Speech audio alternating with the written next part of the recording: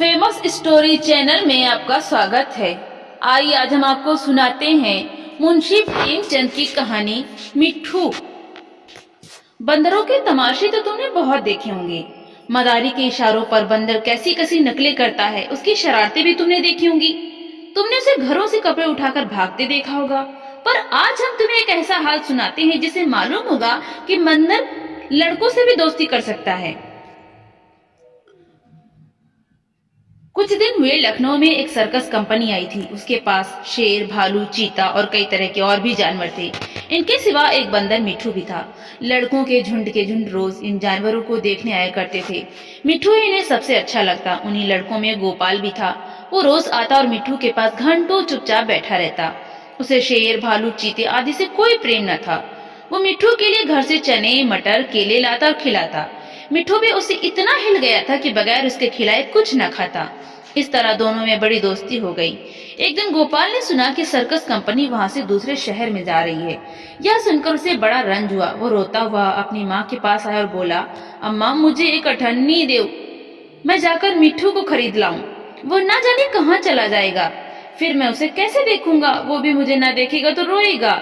माँ ने समझाया, बेटा बंदर किसी को प्यार नहीं करता, वो तो बड़ा शैतान होता है। यहाँ आकर सबको काटेगा, मुफ्त में उलाहने सुनने पड़ेंगे। लेकिन लड़के पर माँ के समझाने का कोई असर न हुआ। वो रोने लगा। आखिर माँ ने मजबूर होकर उसे एक अठन्नी निकाल कर दे दी। अठन्नी पाकर गोपाल मारे खुशी के फूल उठा। उसने अठन्नी को मिट्टी से मलकर खूब चमकाया, फिर मिट्ठू को खरीदने चला। लेकिन मिट्ठू वहां दिखाई न दिया। गोपाल का दिल भर आया, मिट्ठू कहीं भाग तो नहीं गया। मालिक को अठन्नी दिखाकर गोपाल बोला, क्यों साहब, मिट्ठू को मेरे हाथ बेचेंगे? मालिक रोज उसे मिट्ठू से खेलते और खिलाते देखता था।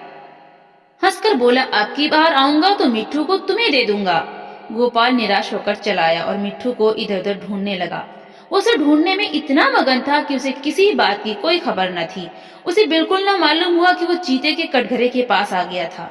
चीता भीतर चुपचाप लेटा था। गोपाल को कटघरे के पास देखकर उसने पंजा बाहर निकाला और उसे पकड़ने की कोशिश करने लगा। गोपाल तो दूसरी तरफ ताक रहा था। उसे क्या खबर थी कि चीते का पंजा उसके हाथ के पास पहुंच गया है। करीब था कि चीता उसका हाथ पकड़कर खींच ले कि मिट्ठू नामालूम कहां से आकर उसके पंजे पर कूद पड़ा और पंजे को दांतों से काटने लगा। चीते ने दूसरा पंजा निकाला और उसे घायल कर दिया कि वो वहीं गिर पड़ा और जोर जोर से चीखने लगा। मिट्ठू की यह हालत देखकर गोपाल भी रोने लगा। दोनों का रोना सुनकर लोग दौड़ पड़े, पर देखा कि मिट्ठू बेहोश पड़ा है और गोपाल रो रहा है।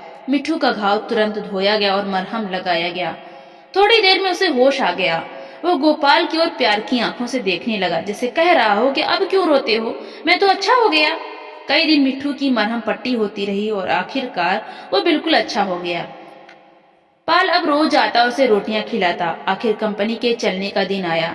गोपाल बहुत रंजीदा था। वो मिट्ठू के कटघरे के पास खड़ा आंसू भरी आंखों से देख रहा था कि मालिक ने आकर कहा, अगर तुम मिट्ठू को पा जाओ तो उसका क्या करोगे? गोपाल ने कहा, मैं उसे अपने साथ ले जाऊंगा, उसके साथ साथ खेलूंगा, उसे अपनी थाली में खिलाऊंगा, और क्या। मालिक ने कहा, अच्छी बात है, मैं बिना तुमसे अठन्नी लिए ही इसे तुम्हारे हाथ बेचता हूँ। गोपाल को जैसे कोई राज मिल गया। उसने मिट्ठू को गोद में उठा लिया, पर मिट्ठू नीचे कूद पड़ा और इसके पीछे पीछे चलने लगा। दोनों खेलते कूदते घर पहुंच गए। तो दोस्तों, आपको ये कहानी कैसी लगी? लाइक करें, ज्यादा से ज्यादा शेयर करें और कमेंट करके हमें जरूर बताएं। और इसी तरह की हिंदी साहित्य की कहानियां सुनने के लिए हमारे चैनल को सब्सक्राइब करना बिल्कुल भी ना भूलें। तो मिलते हैं अगली नई कहानी के साथ। बहुत